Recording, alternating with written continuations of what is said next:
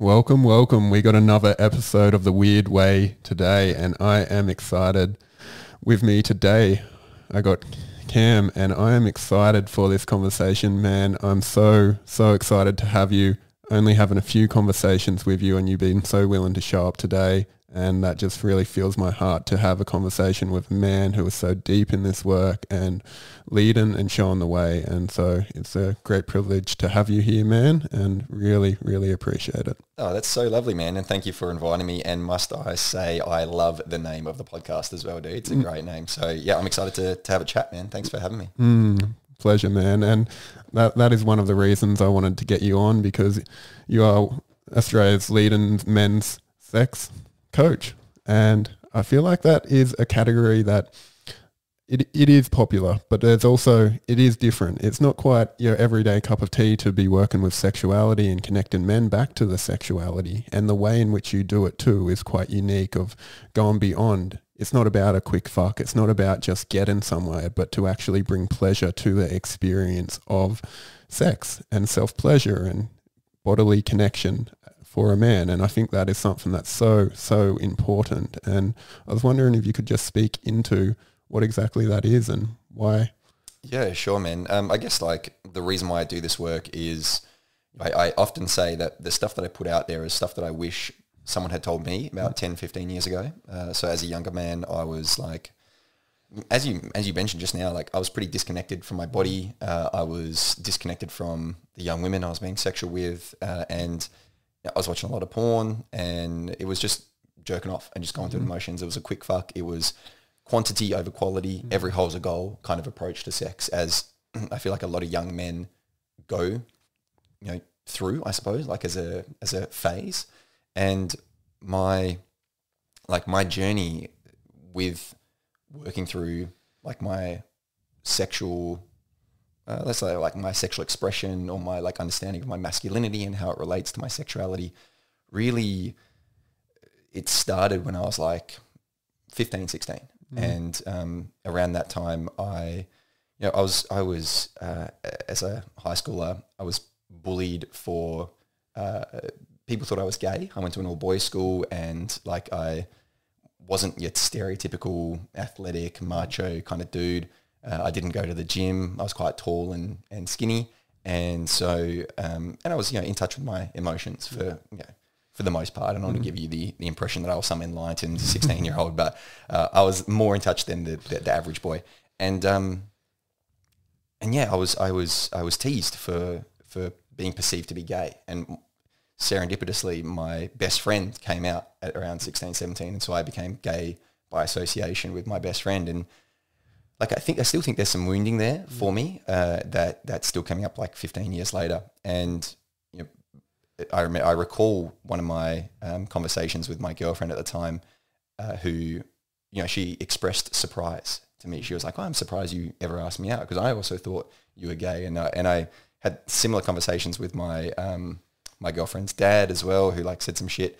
And so like there was this wounding that had been created in me around that kind of like really developmental time of my expressing my masculinity and my self-identity, of like, I need to prove myself, right? I need to prove that I'm not gay, right? Like I was still internalized that homophobia at that time in my life, of like being gay is a bad thing. Even though my best mate was gay, still I was like, I can't be gay, right? That was like a big thing. And so I've worked now to really overcome that story, and I do that with men now as well, who also share that like similar internalized homophobia. But so I ended up leaving Australia when I was about 17 to go and live in America.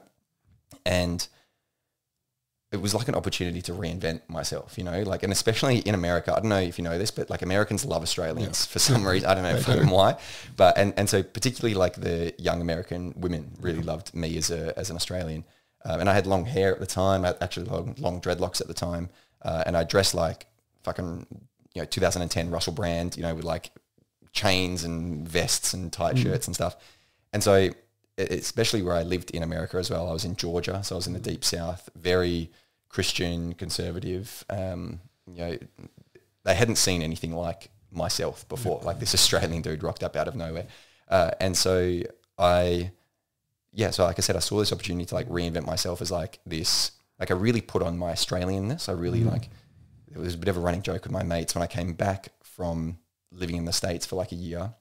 My friends were like, you sound more Australian living in America than you did when you landed here. And so I was like really hamming up this part of my personality, and like I was drinking a lot. That was like my identity, right? I was the Australian dude who could hold his booze and, you know, didn't really give a fuck. And again, the approach to sex was like, just get drunk, have sex, go through the motions. And really all that was a mask. It was a mask over my insecurities, over my anxieties. Like I said, I was really performing this, you know, to kind of get a sense of validation of like, I've got to prove that I'm not gay. I've got to prove that I can get chicks or whatever it is.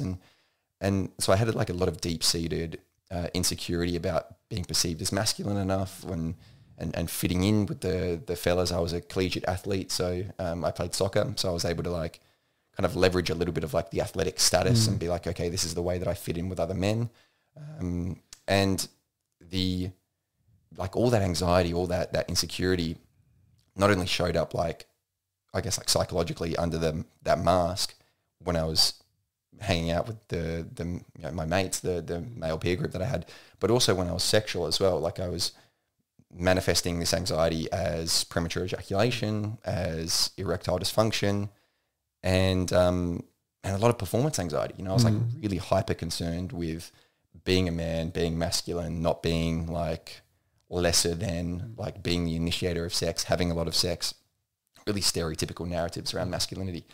And my way of dealing with that, like I kind of mentioned, was just getting drunk. Yeah. You know, like I'll get wasted, and if I have shit sex, then I can blame it on the booze. Like alcohol became my scapegoat.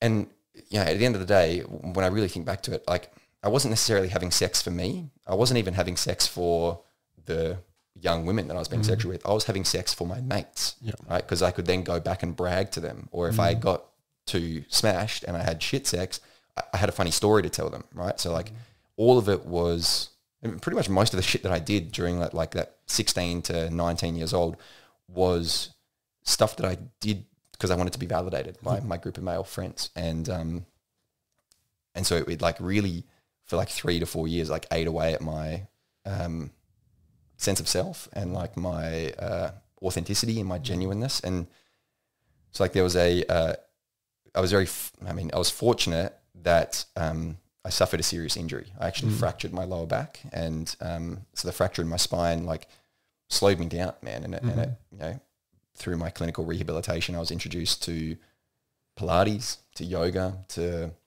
massage, to breath work, to meditation, to all these really beautiful body work modalities, essentially. And I recall, you know, halfway through a Pilates class, just like bursting out into tears, you know, like just doing this physical practice that, you know, was loosening up my hips and unlocking some tension in my lower back, and all of a sudden tears, you know, rising to the surface. And I remember like a yoga class trying to hold a particular posture, right? Like trying to hold this pose, and it just being really painful in my back, and all of this anger coming to the surface, you know, like disproportionate amount of anger for what was called for in that moment. And, you know, rage, I suppose would be a better word for it. And I was like, you know, 19 when this was happening. And like I said before, I was like still in that mindset of, fuck, I can't let my mates know that I'm crying in Pilates class, you know, with Boris, the old woman next to me, you know, like, or I can't let them know that I'm getting like really frustrated at yoga of all things. So I had this like mentality of like, I need to get rid of these emotions. I need to like not feel these. So that was my impetus for going and seeing a counselor. It's like, I got to see this counselor. They're going to tell me how to get rid of these emotions and not feel them, because I don't want these to be happening. Thankfully, I had a good counselor, and they were like, no, emotions are a good thing. You're supposed to have them. Let's just talk about emotional regulation and like what that looks like for you. And she put me onto a psychologist, and I did narrative therapy with my psychologist probably for about another 3 or 4 years. And the narrative therapy, for those that aren't familiar, I suppose, is essentially just like looking at all the stories that you tell yourself about what it means to be a man. I mean, what it means to be a human, but in my case, what it means to be a man, what it means to be masculine, what it means to be a sexual being, and kind of discerning okay, are these stories that have been imposed upon me from society, from religion, from my family, from wherever, from my mates?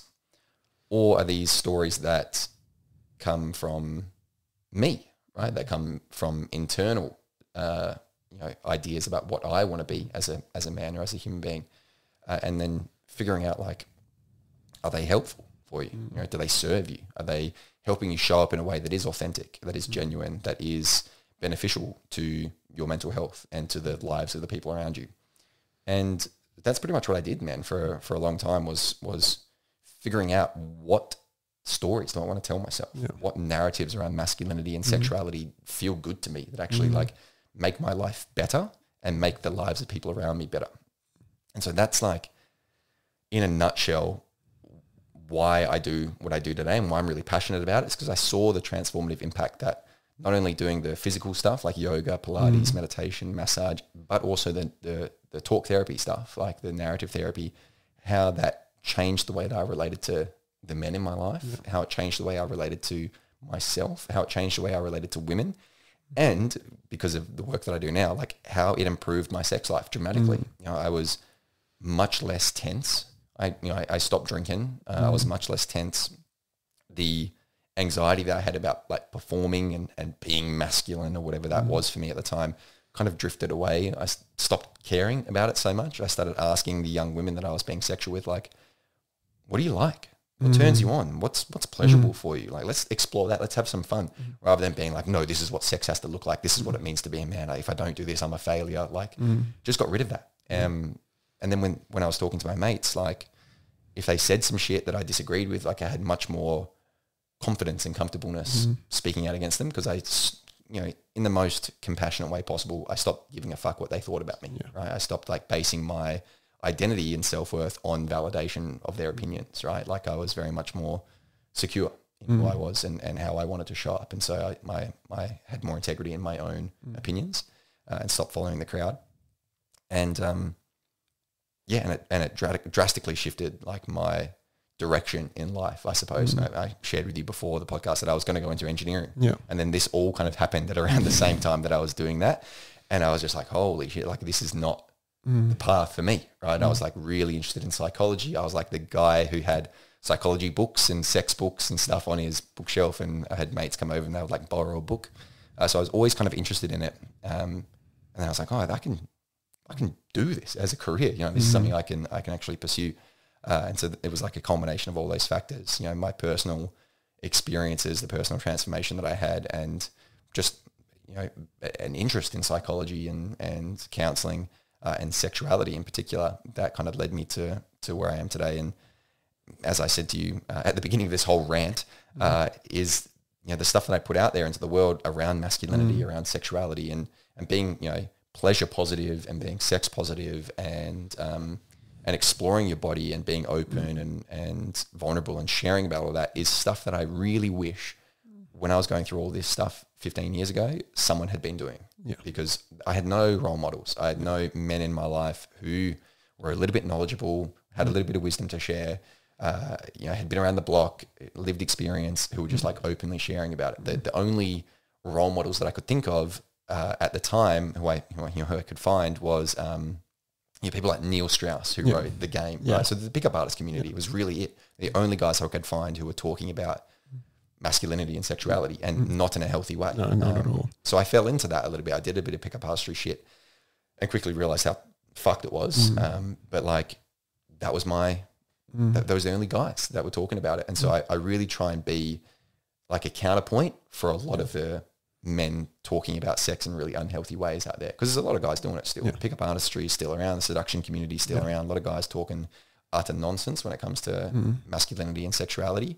And so I try and do a little bit of, like, what we might call collective narrative therapy, and just, like, offer a different narrative around masculinity. So, man, I said I would be concise to you before our podcast. That was not concise. I apologize, but hopefully that gives you a bit of an understanding. I love this. I told you I love a good story. Thanks, and I love where that went, because, like, when you're telling your story there, it reminded me a lot of my own journey, and I was in a similar space of, I wish that I had someone who was having these conversations. I wish that this information was out there, because for me it was similar when I was in uni, when I was in college. It was oh, I just want to avoid my feelings. And I was getting drunk, I was getting high and just being with women, but being so disconnected.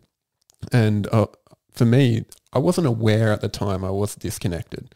It was like, it didn't make sense that my cock wouldn't work. It didn't make sense that I couldn't stay hard or I couldn't get hard in the first place. And I'd just be like, oh, something's wrong with me. And I didn't go deeper than that. And the story I had at the time was, oh, there's just something wrong with me. And I didn't have the awareness. It meant, no, something is moving within me. I wasn't connected to it. And when I reflect, I was like, oh, I was in so much pain. I was unaware, and I was just avoiding that with drink and alcohol and women as well, and just saying like, oh, they were all escape mechanisms to avoid going into the feelings that I had. And like the way you're talking, it was like this connection to your sexuality was one of the starting points where maybe awareness came in that something wasn't right, that there was, the disconnect. And I'm curious for you at the time when you were having these experiences where maybe things weren't going the way you wanted, you were having premature ejaculation and all of that, that was there awareness that, something's not right on a deeper level, or was it just continuing to move through it like I did? I was like, I'm just going to bull charge through and just hope something changes. Yeah, that's that like phrasing of like something's wrong with me, or like I'm broken. I hear that quite a lot in the men that work with me, and that was definitely something that came up during my like scratching at the surface of like what was going on for me sexually. I was like, and because guys don't really talk about sex with each other, right? So we don't really know how common sexual. I mean, we know statistically because the surveys have been done, but the average guy doesn't know how common like erection issues are, or how common like premature ejaculation issues are, because fellas don't talk about that stuff with one another. And so that was like a big learning for me, was like, I'm not actually broken. There's not actually anything necessarily wrong with me. I'm having a pretty common experience, a pretty normal experience. What can I do about this? You know, so I definitely had that first initial like, this is fucked. I'm broken. Something's wrong with me. But my curiosity was really strong. You know? And so, like I said, I was the guy that had the books on his bookcase, and I'd buy a book that was about like, sex and how to have better sex. Mantak Chia's book was on my bookcase, and I had like Ian Kerner's book as well. It's like, they're all tips and tricks and strategies and techniques. Not a lot of like the deeper psychological stuff. I didn't get into that until I was a little bit more mature. But I was like, I can do some breathing stuff. I can do this squeezing thing. I can like, and I had a lot of curiosity about like, how can I get better at this? And originally, again, I don't want to give the impression that I was like this enlightened young man. Originally, it was because I was really concerned about my performance, right? Like I want to know how to finger a chick really well, right? Or I want to know how to go down on a chick really well, like because that was validating for my ego, right? And also, and I've shared this before, so I don't mind sharing it again, like I was struggling like with premature ejaculation, or even I was struggling with like getting an erection in the first place. And so my way of dealing with that was, I'll just go down on a chick, right? And if I can just make her come through oral sex, through like eating her out, then I don't need to worry about my dick so much, right? And so again, it was very much a way, I think you use the term like an escape, right? From actually dealing with the deeper issues. So that's how it started. But that like really put me on to like, oh shit, there's like things out there that you can do. And I, like I said, I was always really curious, and that's what I try and stoke in my clients is like, be curious, right? Like what is there that you can do? What other ways can you explore pleasure? A lot of guys, myself included, we like confine pleasure to our dick, right? Like it's, and if your dick's not working in a certain way, because we have expectations about our dick, if it's not like hard and it's like not, and if it doesn't ejaculate, then we're like, we can't experience pleasure. We've like really narrowed it down to this like really sticky white crotch sneeze, and it lasts for like 5 seconds. But if we reframe our relationship with pleasure to be like, I often say this to guys, like, you're not just your dick, right? You're one big dick. You're a huge dick, and you can experience pleasure from the tips of your toes to the crown of your head. And so that's what I like encourage and give permission to with the men that I work with, is like, you're allowed to explore your body. And there's stories that come up when guys start doing that, right? Like, is this weird? Is that same story? Is something wrong with me? Like, am I weird or wrong for like exploring my chest or my nipples or my legs or, God forbid, my ass as well, right? Like that homophobia rears its head.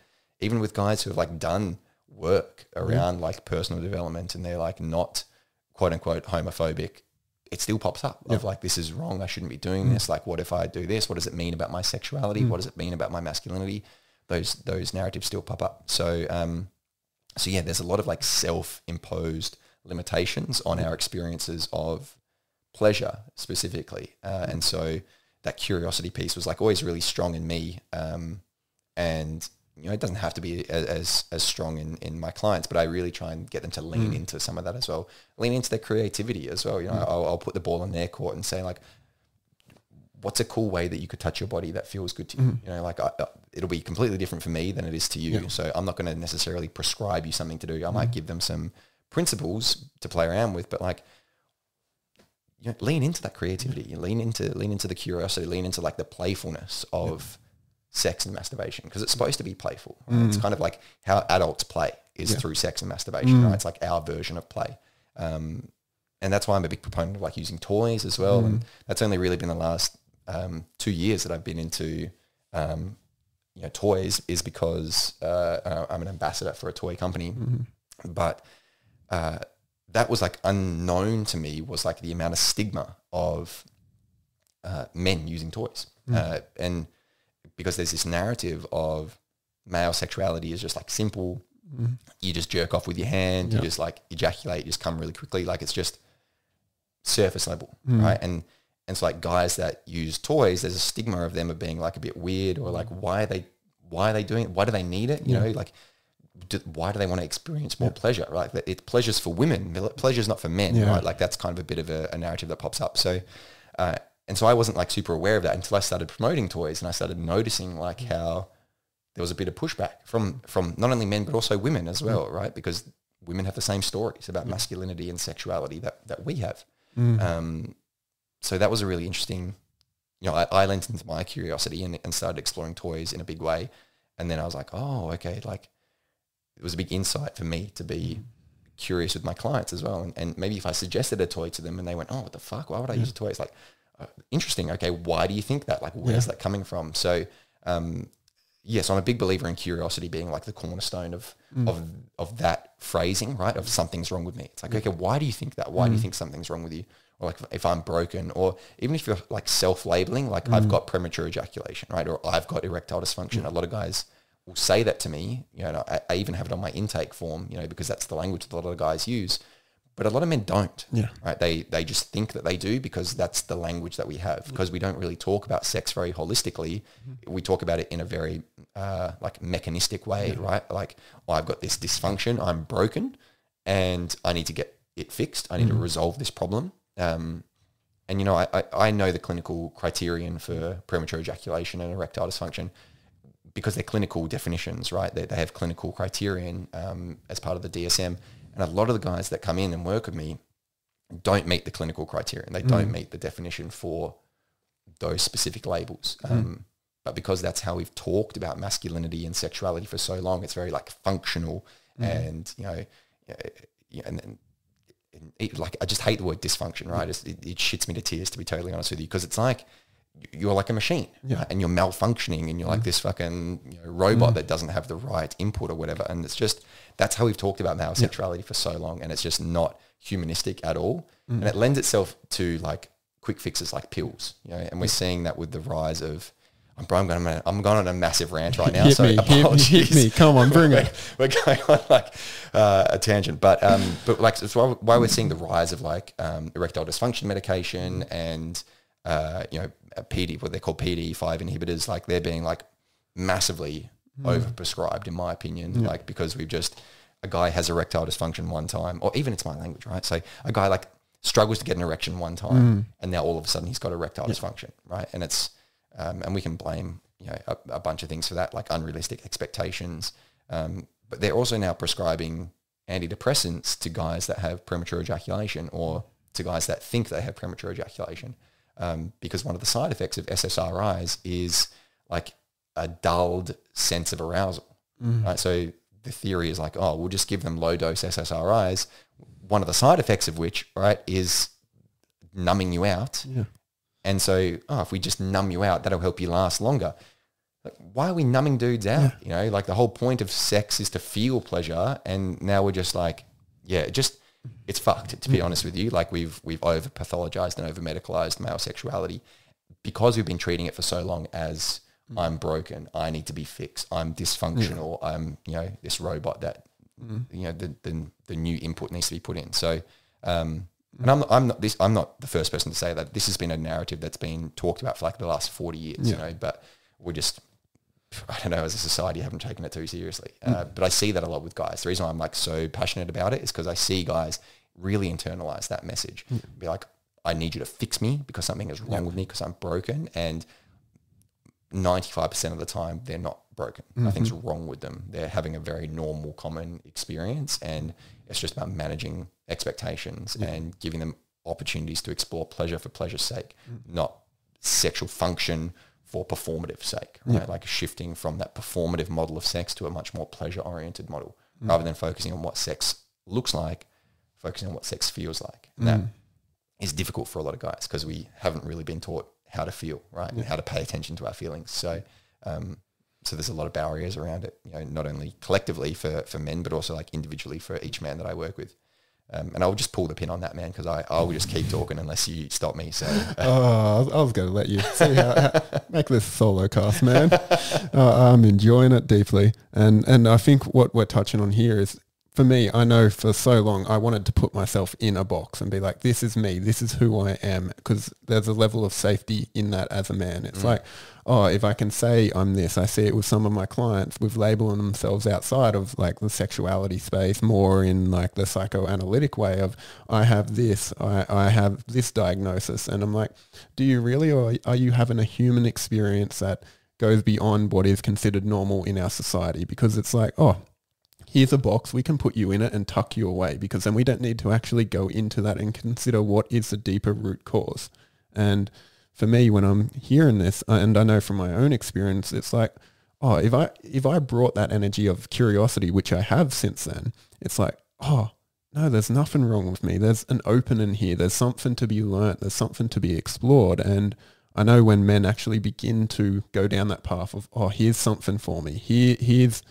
Here's a way to look at this in a new perspective. Oh, maybe I can't have pleasure in my cock right now, or I can't get hard, and that's okay, but maybe it's still pleasurable. Maybe I can bring that pleasure up to my chest, maybe my neck. Like I had an experience recently where I was part of a self-pleasure group, and you know, for me, it was quite uncomfortable to be in a self-pleasure circle. Of like, first time to be in a co-gendered space like that. And if you listen to this and been like, what the fuck is that? It's exactly what it sounds like, but placed to self-pleasure. And like a difference between self-pleasure and masturbation is there's no outcome focus. It's more about bringing it back to the pleasure of the body. More of a mindful circle jerk, hey? Yeah, a mindful circle jerk. There's a clause in there, okay? And I found myself, I was getting into my head of, oh, this needs to look a certain way. There's women in the space. I want to make sure I'm hard so they can see me and like I can be proud of my cock, basically, and look a certain way. And it was like just continuing to peel them stories back of, oh, this isn't about them. This isn't about someone else's pleasure or how it looks. It's the embodied experience of eros, of sexual life force moving through us. And like when I started peeling back them layers, there's grief, like people are in ecstatic bliss. And I'm here crying in the corner with my cock in my hand. And it's like, cool, that's normal in this space. Like if we're actually peeling back the layers, we can go into that and, oh, what's alive? Maybe sexuality isn't about pleasure at this point. There can be other emotions that arise as well. And this was one of the biggest learnings. And I've done this with partners. This was just more of a intense experience for me. It was like, oh, in this, there is so much outside of the story. After that, it was a one-on-one session with a self-pleasure practitioner. And if you're familiar, it was like basically a witnessing of me in my self-pleasure by a practitioner who's been trained in it. And in it, the same thing happened. Oh, I want to impress them. I want to make them think this looks good and all of this. And when I was in that story, my cock wasn't responding to me. It was like, no, I'm not giving you anything. I'm not going to show what you want because that's not true for you right now. And it was just like, okay, where can I bring pleasure to my body? Where's the way into myself where I can just feel who I am and feel my pleasure, my eros. And I was like, oh, wow, my ribs, my neck, like I can kiss my arm and that feels incredible. And just letting go of all the layers of this needs to look a certain way. I need to show a performance, which I think is a big thing as a man. We're here to perform, we're here to give something, and to peel them layers back and just find the pleasure. And then once I was in that, my cock naturally got hard. There was no pressure anymore. There was no, oh, this isn't how it needs to look. And it felt so good at that point because I had actually allowed entry into my own self without forcing it. And the slow opening and the softness that I feel as men we often don't give ourselves. It's like permission to be slow, to be soft, to be more in our feminine energy where we find pleasure in any part that we can. I love that, man. And you're speaking to pretty much my approach to guys who talk to me about erectile dysfunction. They think that their cock's not working, right? And very often it's because they're in their head about like, I need my cock to work. Yeah.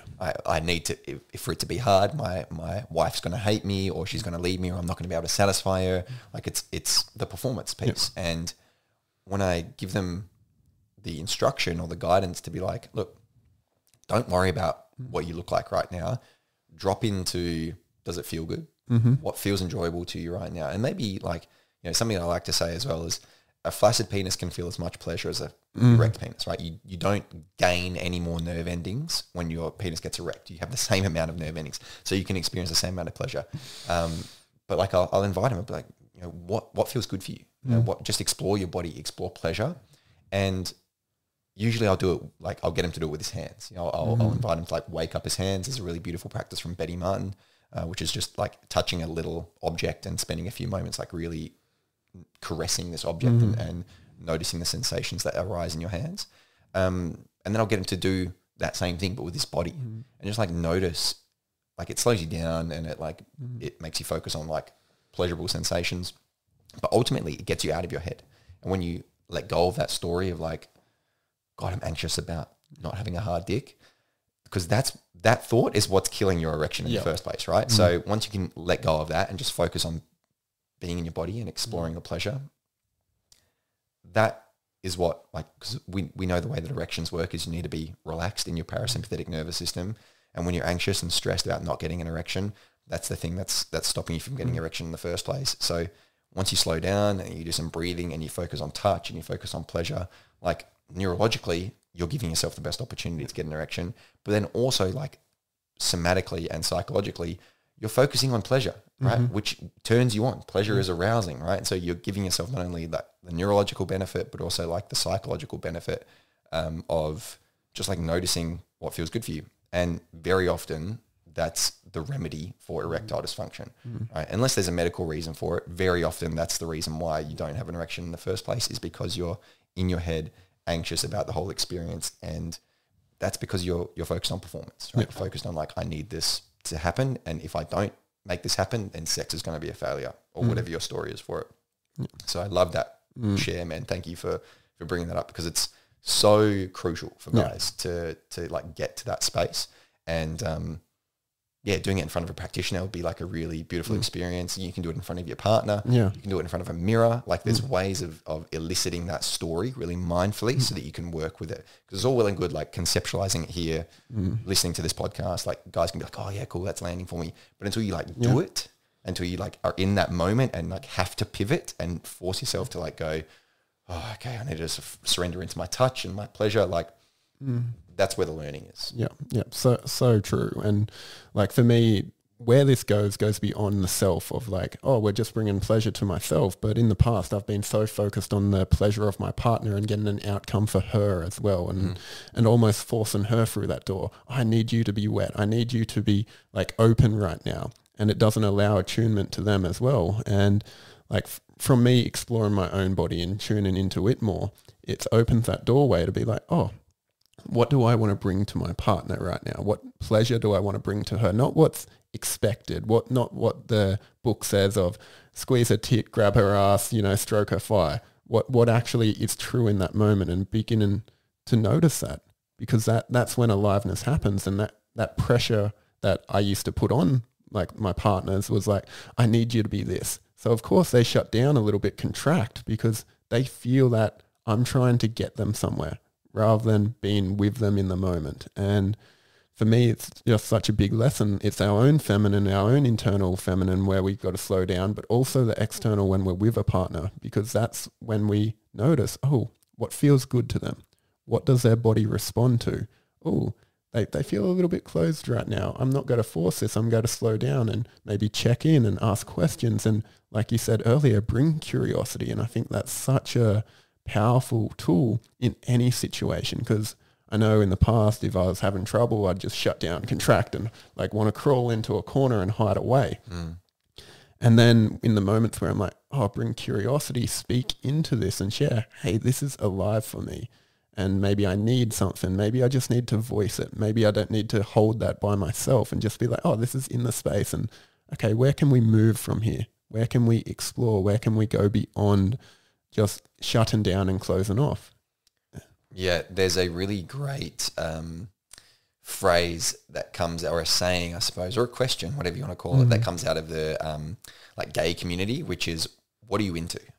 Right? And it's just asking, and very often it's framed as like, are you into topping or bottoming, or are you a side? Like that's often how it's framed. But it's a great question to ask in general, right, of your partner, not only if it's the first time you're having sex with them or the 100th time you're having sex with them, like, what are you into? What's turning you on right now? What do you want to do? And giving them an opportunity to like voice desire. And then you can follow up with questions of like, okay, what don't you want to do? What aren't you into? And like give an opportunity to voice boundaries. But like leading with curiosity has to be. I don't know how else you are supposed to approach sex, because as soon as you start not being curious about your partner, that's when you start putting pressure on them, right? Yeah. And one of the major reasons why a lot of women will fake orgasms is because they feel like their partner is trying to get them to orgasm in the first place, because they're, I've had so many women say to me, from their experiences with their male partners, that like he's like doing the move, like squeezing her tit, or like running her hand, like his hand up her inner thigh, like trying to get her to come, trying to like do something, the technique, the move to make her have an orgasm. And she's like, so I just do it, because I don't want to hurt his feelings, right? And it's, and he doesn't ask me if that's what I like. There's no communication piece happening. He's just doing it because he thinks that's what I like, and I haven't spoken up about it. And she hasn't spoken up about it because she cares about it, right? Which is like oxymoronic, right? Yeah. Because you would think, oh, well, if she cared about him, wouldn't she speak up about it?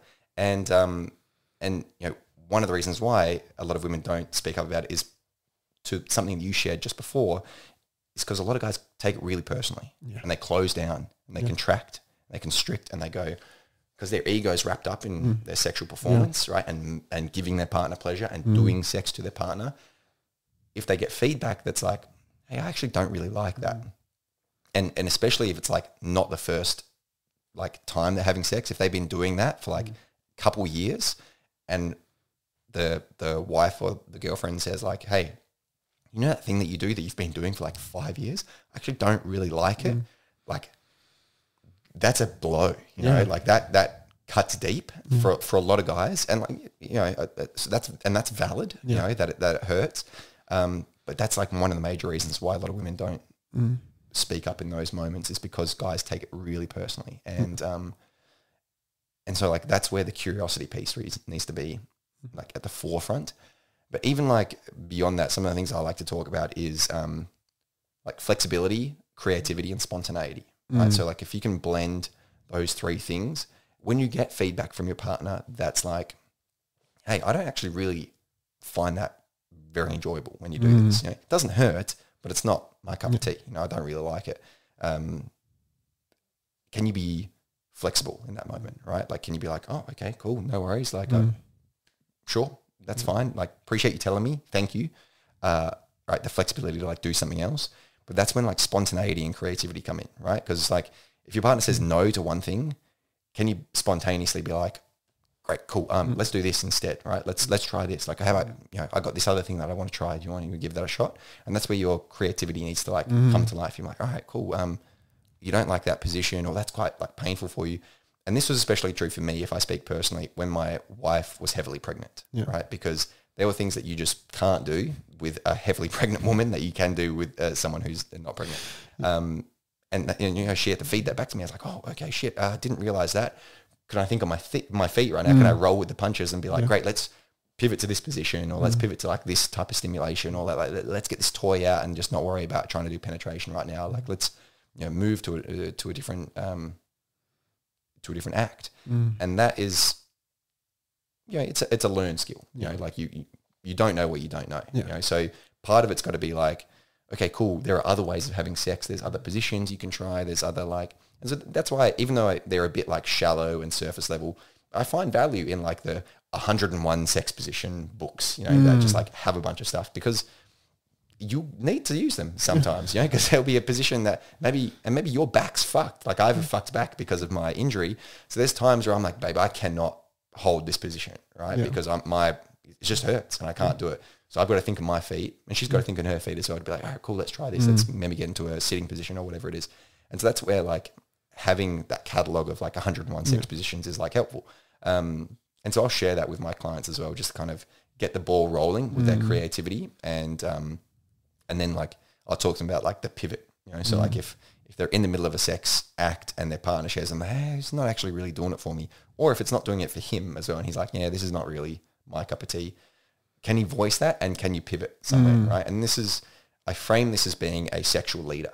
Like if you can hold that energy or hold that container of like, this ain't really doing it for me, but that's not the end of the world, right? Because a lot of, and this comes from my own personal experience as well, if I, am candid, if I got feedback of like, this isn't enjoyable, I'd be like, sex is finished. Yeah. And same thing, for guys that I've spoke about, if they're like, if he's getting like a blowjob, if he's receiving oral sex and he's like, yeah, this is not very good, it's like done, right? Sex is finished. And I speak to a lot of guys who find it really difficult to orgasm from receiving a blowjob, and I'm like, well, so why don't you switch to something else? Why don't you do something else then? And they kind of go, well, I'm allowed to do that. Like it's kind of like, because there's the unwritten expectation of like, this is what we're doing, and if this doesn't work, then sex is off the table, sex is finished, right? Same thing with guys, if they struggle to get an erection, oh shit, well then that means sex isn't on the table, right? A lot of it's based around what his cock does, or doesn't do, for want of a better term. So same thing with ejaculation. If a guy comes, sex is finished, right? Like there's a lot of like unwritten rules around sex that we just kind of adhere to, because no one's really talked to us about it, or no one's given us the opportunity to like unpack why we think those things. And so like the word here that comes to mind is phallocentrism, right? It's like whether his dick is hard or not, and whether his dick has ejaculated or not, determine whether sex is happening or not, right? And so like just like disentangling that. So part of it is like exploring pleasure around your whole body, decentralizing your cock, right? Like exploring oral sex, digital sex, using toys, things like that. But it gives you an opportunity to pivot in the moments when, not if, but when you like lose your erection, or you come quite quickly. You're like, oh shit, fuck, I wasn't expecting that. But like, if you can hold that energy of like, hey, it's not a big deal. I'm not going anywhere. I still love you, or I still want to have sex with you. I still desire you. I still think you're attractive. Let's do something else. Like, if you can hold that energy and that frame of reference, that's what being a leader is sexually. Like that in my opinion, it's as simple as that. Easy said than done, because like a lot of stuff can come up, like a lot of shame, a lot of guilt, a lot of embarrassment if we come quite quickly. Exactly, like especially if we're with someone who we find really attractive. But like cultivating that mentality of not a big deal. I can still be here in the space with you. I'm not taking it personally. Like that is almost like lateral leadership, like horizontal leadership. It's not hierarchical. It's not like delegatory, like do this, do that. It's like leading by example, and creating safety, which is what we want to do as our partners. We want to create safety for them to open up, be vulnerable, explore their sexuality, tell us their turn-ons, tell us their boundaries. If we don't create safety for them to do that, then sex is not going to be as great as it could be if we had done that. And so, holding that mentality, or holding that energy of like, talk to me. what's going on? It's not a big deal. Like, I don't mind if you say that you don't like this, or if you really like this thing that I've never done, but you saw it in porn, or another partner did it. Like, tell me. Like, I want to know. I'll cop it on the chin. You know, I'm not going to take it personally and call you a slur and then never want to have sex with you again. Like, but that's what a lot of guys unintentionally do because their ego is so wrapped up in their performance of sexuality. I'll leave it there.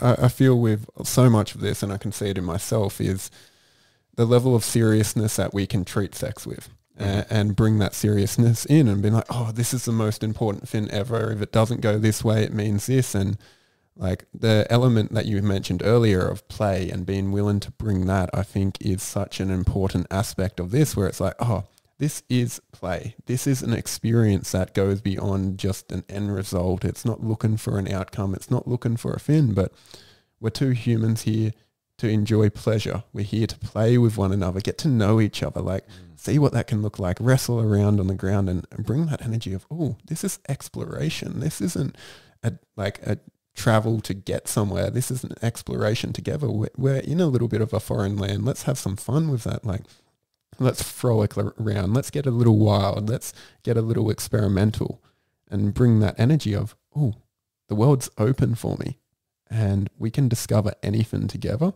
and we're not looking for an outcome. And when I see this, when I see the level of exploration that this, if a man or a woman is to go into this and allow themselves to truly explore, say, in sexuality, it opens up so many possibilities outside of the space. And when I'm talking about this, I see sex as a microcosm for the macrocosm of life. So a person's sexuality, like sexual energy as life force energy, it obviously wraps over to other areas, and being like, oh, if a person is willing to explore sexually, explore creatively in sex, they're going to have all these effects in other areas of their life. So when you're working with men and they come to you however they do, and then you take them through your journey, what are some of the things that you notice in them that begins to change as they begin to connect deeper to their sexuality and open in that way? Yes, that's a really great question, man. And I appreciate the insight as well. There's an experience of pleasure of life in general. You know, like we oftentimes compartmentalize, as I said before, pleasure to orgasm. But pleasure is like a cup of tea, you know, or the feeling of the sand in between your toes when you're walking on the beach, or the smell of the woods as you walk through your favorite enclave. Like there's so many pleasurable things in life that fall by the wayside because we have compartmentalized pleasure to like heightened states of sexual arousal. So when I do work with men and they start to experience that full spectrum pleasure, they enjoy life a lot more because they're noticing the things that like feel good to them, you know. And there's like I said before, like there's a permission piece for them to explore that as well. They kind of go, oh shit, you're right. I do enjoy chocolate late at night when I'm watching this TV show, right? To be honest, that's my pleasure as well. I love dark chocolate and I love watching like wholesome TV shows. And sometimes not so wholesome, I'll say that as well. I love like a good, gritty TV show that like evokes a different type of pleasure, right? But it's, like I said before, it's the full spectrum, right? And noticing the subtleties and noticing the intensities. So there's a more enjoyment of life is the first thing. The other one is there's more communication at work. So a lot of the guys that I work with come from like corporate backgrounds. So they're like either working, some guys that work in tech. I've got a couple of guys who are doctors, a couple of guys who work as tradies, and one guy who I'm working with at the moment who works as a religious clergyman, actually. But a lot of it is, they're not necessarily speaking up for themselves. You know, they're going through the motions at work. They're kind of putting the hours in and getting the paycheck, essentially. And something that I notice when I do work with these guys over time, we start like, I get them to open up about like what it is that turns them on, what it is that they desire, what are their fantasies, right?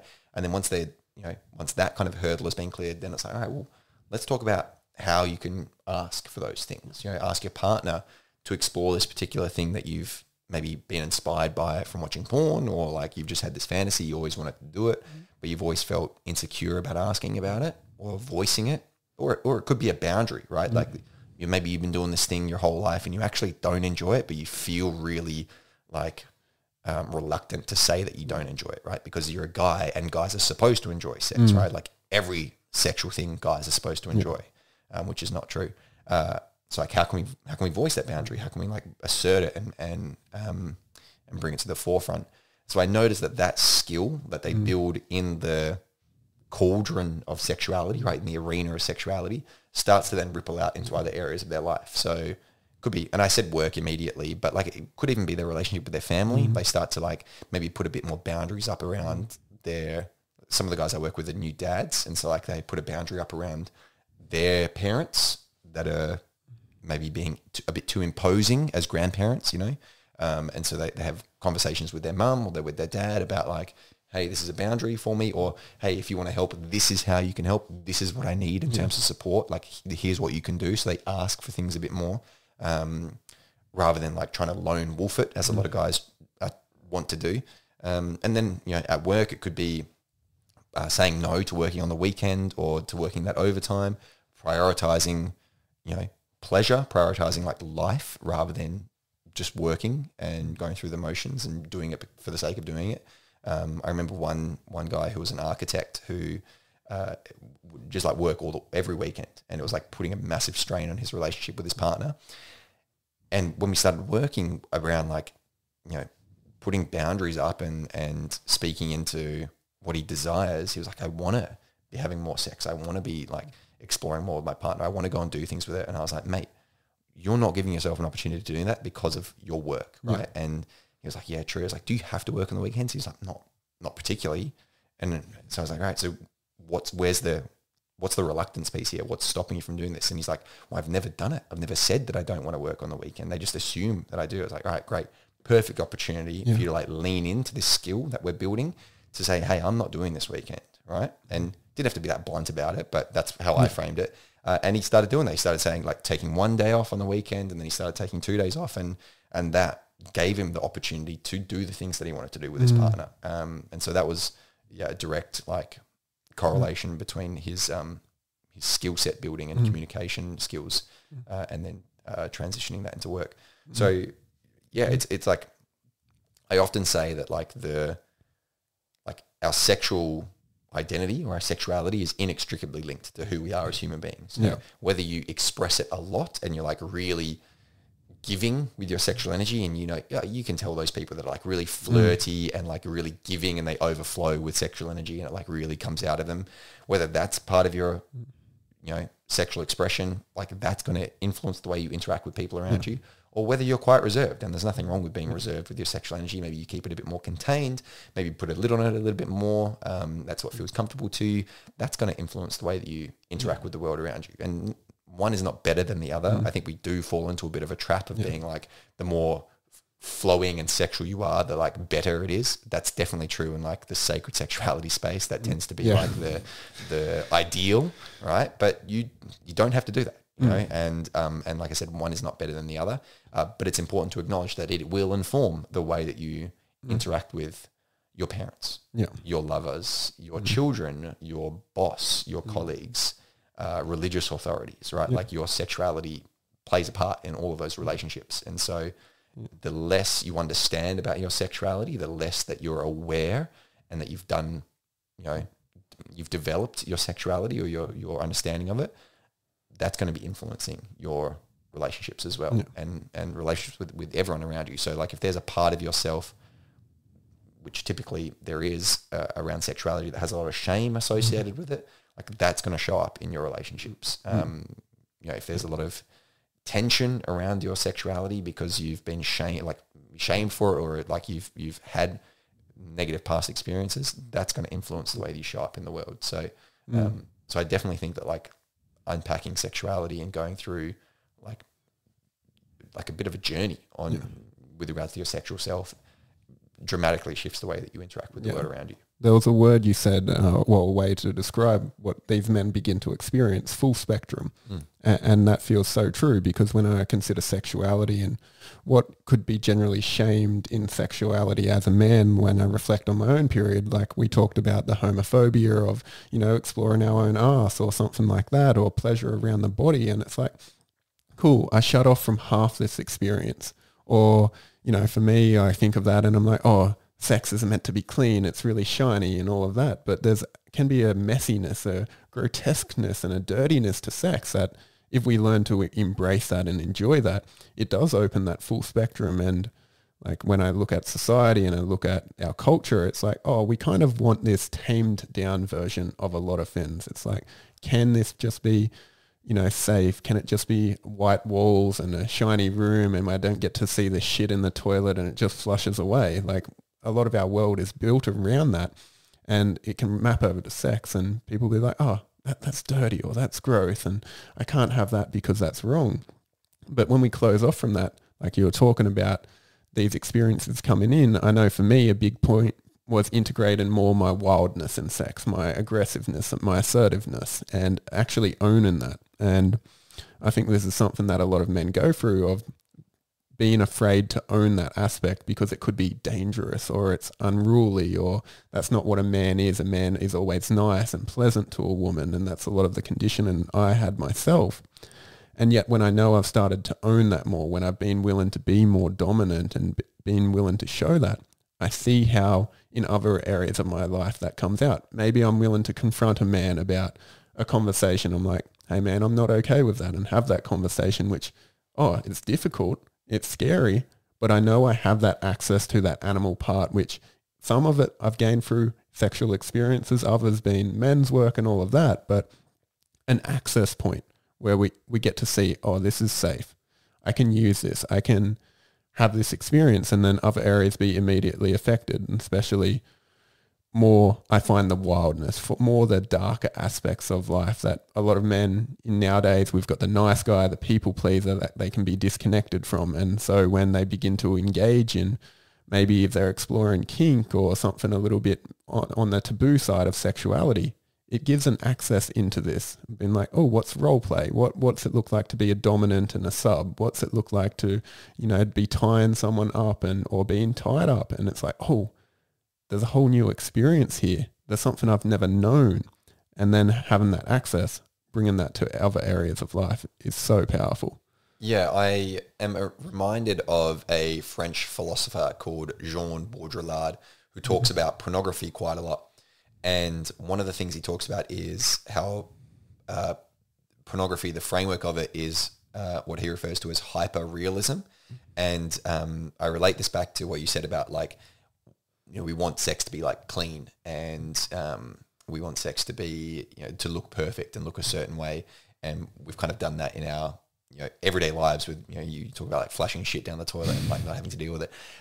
And so he talks about like how in pornography, this hyperrealism is like it plays out with like, you know, nothing goes wrong in porn. You know, like what you see on screen is not reality. It's hyper reality in the sense that like there's no dirtiness to it. You know, maybe there's dirtiness in the sense of like, oh, this is like some dirty kind of, you know, film, but like there's no STIs in porn. There's no concern about bodily fluids. Like there's like everything is cleaned, and there's no worry about consent or rejection, right? Like all the things that make sex in reality are scrubbed clean in pornography, right? And so one of the reasons why, at least in my opinion, we have these expectations around what sex should look like and why it should be so easy, and you know, why we have unrealistic expectations around like erections, for example. Like when was the last time you saw a flaccid penis in pornography? They like don't exist, right? Against the scrubbing out of anything that quote unquote could go wrong, right? Or any concern or any worry. There's none of that in pornography, right? Because that's not a realistic representation of sex. It's a hyper realistic representation. And so that's what your that first sharing really reminded me of, is like we have these unrealistic expectations around sex from media, right? And it's not just porn, it's in the movies as well. Like nothing goes, well, maybe if it's for comedic effect, right? And it's to make fun of the male character, then, something goes wrong. And it's very, very often to make fun at how emasculated that male character is. Like that's really important, which a lot of guys internalize. And they're like, if something goes wrong in sex, it's my fault and I'm less of a man. But in a lot of movies, like everyone comes together, like literally like they orgasm at the same time, like guys don't have erection issues, like they're all chiseled fucking, like juiced up fucking superheroes. And so, so we have these really unrealistic expectations around sex, which need a lot of unpacking. Forgot where I was going with that second part. Oh, right. The wild man, right? Like exploring that wilder energy. Yes, that is something that is, comes up a lot for the guys that I work with is I want like a desire to do that, but also a concern of like not crossing a boundary for a partner. So there's like I want to be more dominant, I want to be more assertive, but I want to be respectful of my partner. And, this is like, this plays into like that Madonna whore complex, right? Of like, I want, and it's a real phenomenon. Like the Madonna whore complex, yes, is a way of thinking about like femininity in women, but it's also something that plays out particularly in like longer term relationships is, like I love my partner so much that I don't want to quote unquote degrade them or disrespect them in the bedroom, right? And very often that the quote unquote degrading or disrespecting is like that ravishing, like deeply animalistic sex, right? It's like, well, I don't want to have sex with my partner like that because I love her too much, you know? And so a lot of guys get trapped in that. One of the reasons why is because we have this clashing of roles, right? Of a lover and a family member. Right? Like, so I think of the people that are your family members, right? Your parents, your siblings, your children. You don't have sex with those people. But then you've got this other person who is a family member, especially if you're married to them, right? And if they've had your children, they are like, for all intents and purposes, a family member by blood and by law. But you also have sex with them, right? And so you've got these internal conflicts here, like psychologically speaking, these two roles that your partner fulfills, which are at odds with one another. And so one of the explorations of couples work is essentially like, how do I reconcile those two roles? And how do I maybe create a bit of distance between them so that I can see my partner as a lover, as someone that I can have like animalistic, like ferocious, wild sex with. But then how do I also treat them as the mother of my children, the love of my life, the wife, right? The family member that they are. And some of that looks like, this is, from my observation, that's what polarity work is, right? Is like trying to disentangle those two roles. I don't really like the term polarity. I don't really use it in my work. But what I see people talking about when it comes to polarity is essentially that dilemma, right? Of how do I disentangle those two roles so I can have a partner who is a lover, not a family member, but then when we're not in the bedroom and having these erotic experiences, how can they be my family member? How can they be my partner? And so reconciling those two roles is really interesting. One of the ways is like creating a little bit of energetic distance. A very simple example that I share, and this is going to be a sweeping stereotype, so people can apply this in whatever way they want. But I'll say, I work with heterosexual couples. I'll say to the guy, go and do something that makes you feel masculine. Right. And so here's the stereotype is like, go and chop some wood. Go and do some fucking lumberjack shit and do that for an hour. And I'll say to her, go out for an hour and do something that makes you feel really feminine. And again, the stereotype here is like, I'll say, go have a bubble bath. Go and light some candles, have a glass of wine and, just enjoy the sensation of a bubble bath. Then come back to one another after that hour and notice what happens. Notice any eroticism or erotic charge, like make it a part of like a date afternoon, for you to go and do those things, come back to one another with the intention of like connecting erotically and not with the agenda of like, we're going to have sex, but of like, just notice what comes up, right? When you're in each other's space again and you've done something that makes you feel fucking virile and she's done something that makes her feel like soft and gooey and surrendered. Just notice how that makes you feel, right? And I use those stereotypes, but you could do whatever. If going and doing, if going and dancing makes you feel really masculine, right? If I say that because I have a client who does like Shakespearean, like plays and like him doing his roles and like moving around on stage and like really following that script makes him feel really masculine, makes him feel really powerful. So he does that, you know, he goes and rehearses for his play and then comes back to his partner. So it doesn't matter what the thing is, as long as it specifically makes you feel like powerful and strong. And the thing that your partner does that like makes them feel like soft and receptive, and come back to each other and notice how that feels, and then switch it, play around with it, and then notice what happens. Like you go and do something that makes you feel real soft and receptive, and invite your partner to go do something that makes her feel really like in charge and assertive. Come back to each other, notice, right? Like, you know, we get so prescriptive in, this is one of my gripes with polarity coaches, I will say, is like, there is so much like, this is the way it should be done. This is what polarity is. This is what being masculine is. And it's like, shut up, bro. Like, just allow people to figure it out for themselves, right? Like, yeah, sure, give them ideas. And that's why I'm kind of like saying, this is a stereotype. This is what I suggest. But the principle is like, what does it feel like for you? Right? And then just play around with it. Who gives a fuck if you're like the feminine and they're like the masculine, and or vice versa? Like, people can get so in their head about that they forget about just like noticing how it feels. You know, like they get hyper vigilant about like, oh, am I masculine now? Or I've got to do this so that she can be in her feminine. It's like, forget all that, right? Like, just come back to like, does this feel fucking good for me right now? And then play around with like what those things are that make you feel good. So that's my invitation for people listening is like, go and just explore those dynamics. Go and do something that makes you feel really soft and gooey while your partner does something else.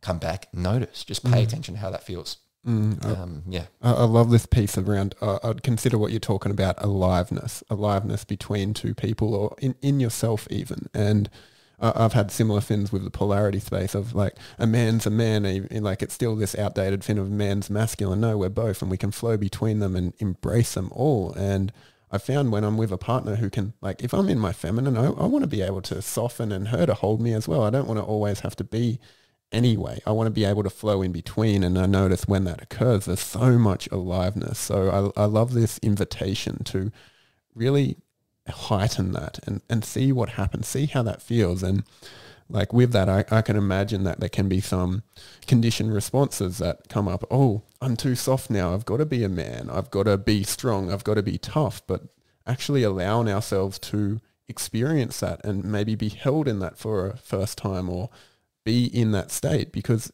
we're not here to be one pole or the other. We're here to, for me, experience a full spectrum of ourselves and being like, oh, I can connect to my feminine and it's safe with my partner. Like going back to what you said, safety being a key in any relationship, and the importance of being able to hold that, oh, I don't need to be anyway. Like for me, a relationship is a thing that allows us to peel back the layers, not become more of who we think we should be, but become more of who we are. And if there's rules that I have to be masculine, she has to be in her feminine, there's a limitation there. There's another box that society wants to put us in, and it's coming back to that question of who do I really want to be and what does that look like? And I think with your work of sexuality being so ingrained in the aliveness of the moment, that this is such a vital way to actually come to that place where I'm attuned to the moment, I'm attuned to what's alive, and being like, does this feel good? Is this increasing aliveness in my being, in my state, and making me feel more deeply in the world? Or am I taking a step back, becoming more disconnected, being more in my head and being like, no, like something's off there? Yeah, man. That lands for me in terms of, you know, as men, we can show up in the world.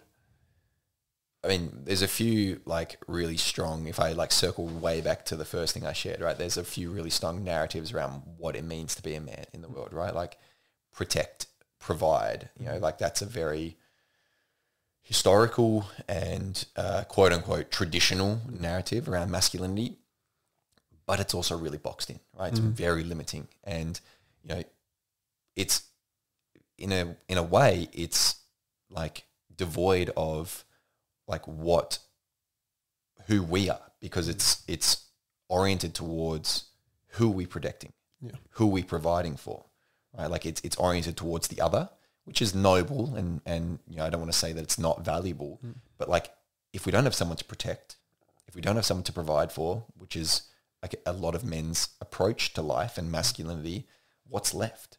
right? And so a lot of guys don't have anything left, you know what I mean? Like it's based in lack. It's based in like, oh, I need to have someone else in order to validate my masculinity. And when those things aren't there, or men perceive that those things aren't there, then there's like a deep sense of like, holy shit, I'm not a man. I'm not masculine. I'm not doing the thing that I'm supposed to be doing for me to assert my masculinity. And so, like I said, I'm not throwing the baby out with the bathwater here, like protecting, providing, presiding, whatever you're fucking, there's a bunch of P's that I hear people say.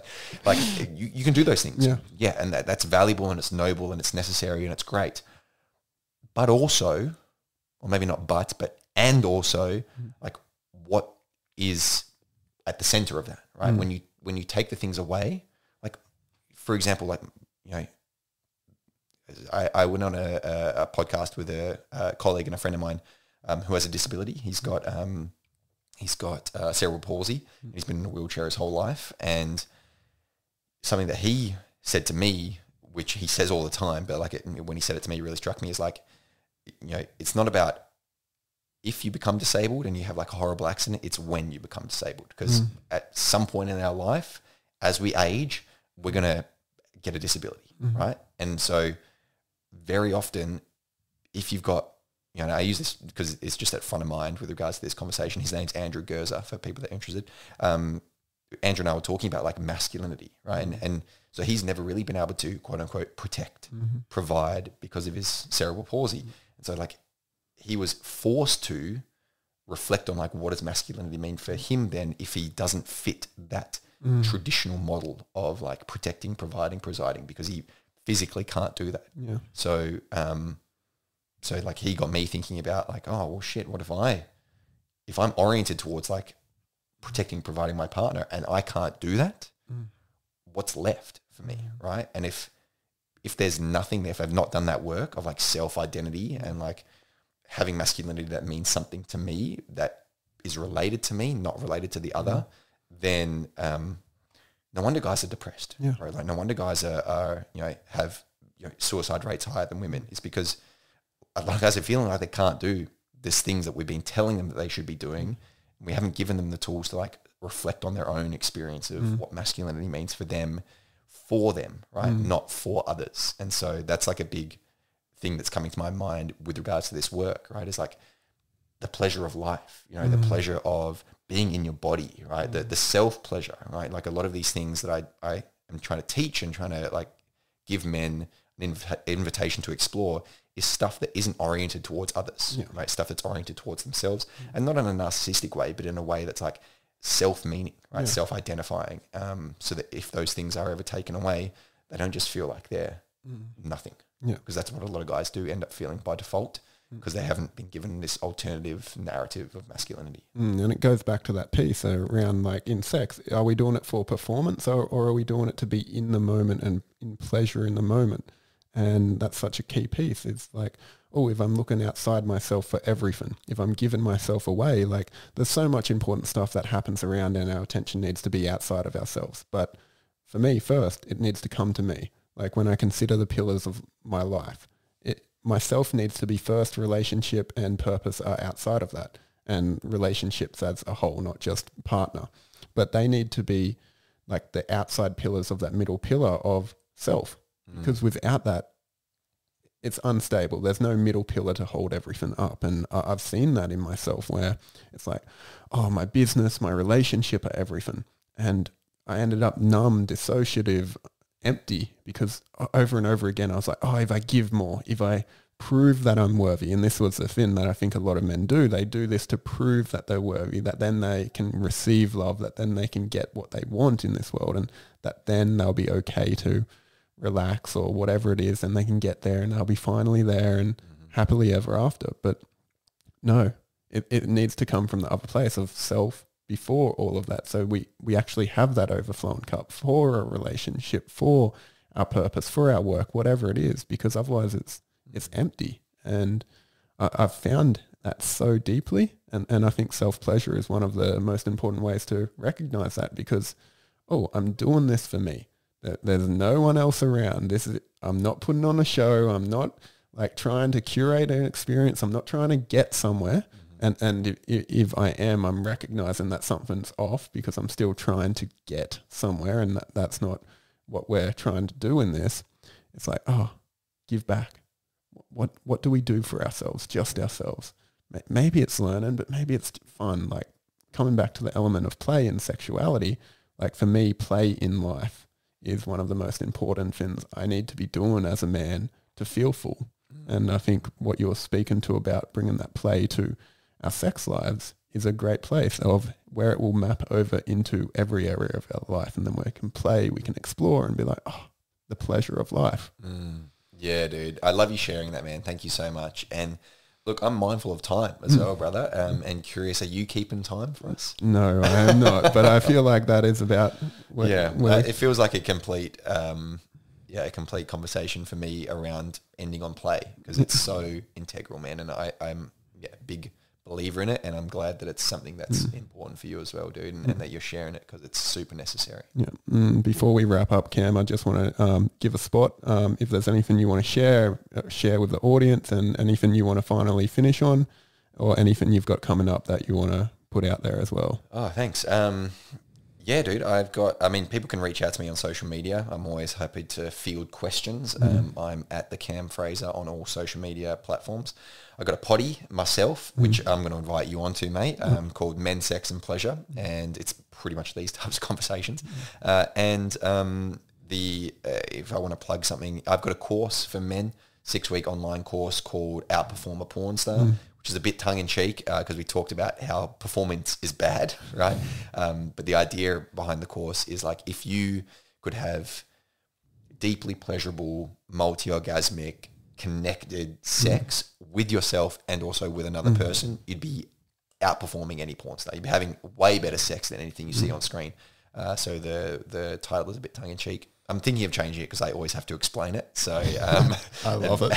Yeah, it's great. It's catchy, but it may be not conducive for understanding it. And if guys want to check that out, that's like you get lifetime access to it. It's 6 weeks, but it's self-paced, and there's a lot of really good material in there. So yeah, man. Cam, absolute pleasure. If anyone's listened to this, really check out Cam's work. I appreciate him as a man. I've been following along for a while. I've got so much value from this conversation. Thank you, brother.